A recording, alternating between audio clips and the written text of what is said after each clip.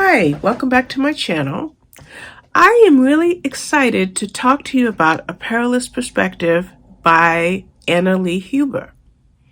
Now, there are thousands and thousands of books released over and over again, just new books, new books, new books. So it's impossible to read every author that's out there. Well, that's certainly the case with this one. Anna Lee Huber is a new name to me, but her book in the premise seemed very intriguing. Now, I got asked to do this book. I don't remember who even asked me, but we'll find out. This came in via email. And who asked me to read this one? This was Yasmin Hazan. Okay, this was from Berkeley.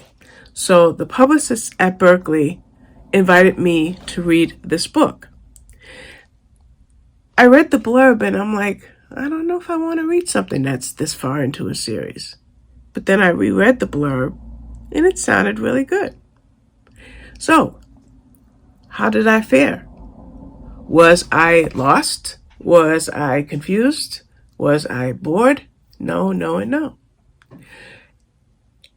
A good author can summarize previous books in a series with as little as one paragraph or even just a few sentences very early on in the book. And then the reader, who may be like me coming in late, can dive right into it. So who are our characters in this book? And what is this book about?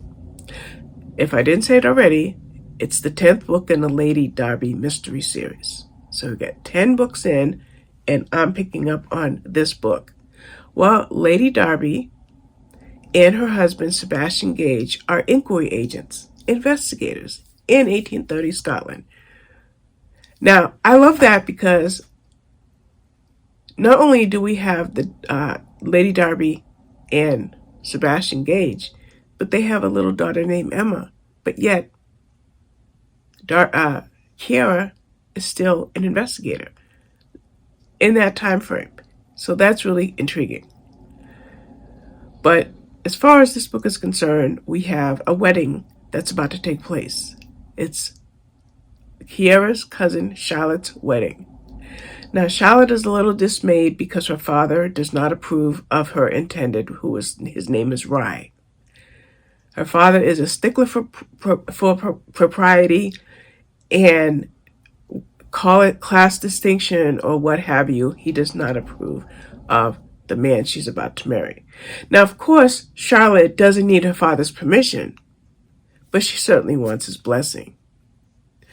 Now, that casts a shadow over what should be a joyous occasion.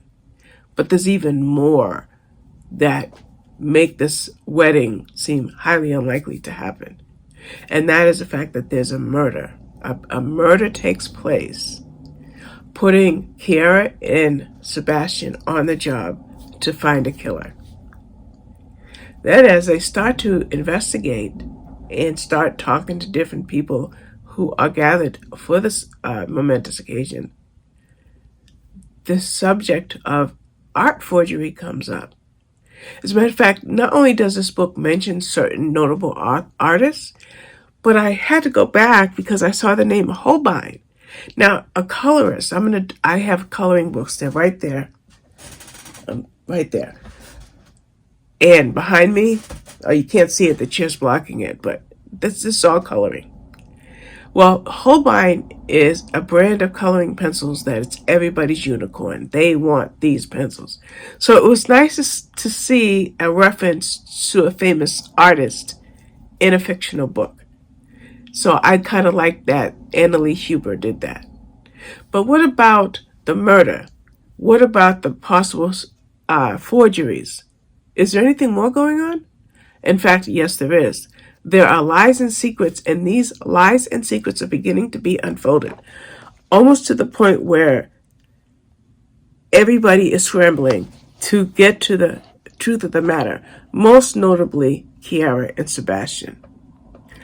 Another thing, too, is the wedding is going to take place on Kiara's uncle's estate.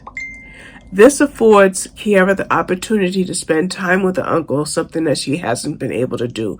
But it also affords her to look for answers about her own past. There are things about her past that are mysterious to her, and in order to get those answers, she spends a lot of time with her uncle. Now, I want to say this. I'm always looking at places like fictiondb.com or fantasticfiction.com, Goodreads, of course, Amazon. But I also go to my online libraries, okay? By going to my online libraries, guess what? They're all available at Hoopla and most likely Overdrive or Libby.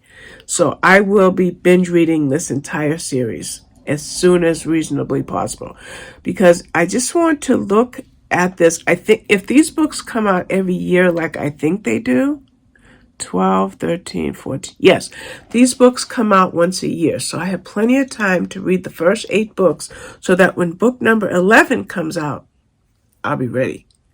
And what I'm going to look for when I read these previous books are: who was Kiara's first husband? What type of marriage did she have? How did she meet Sebastian?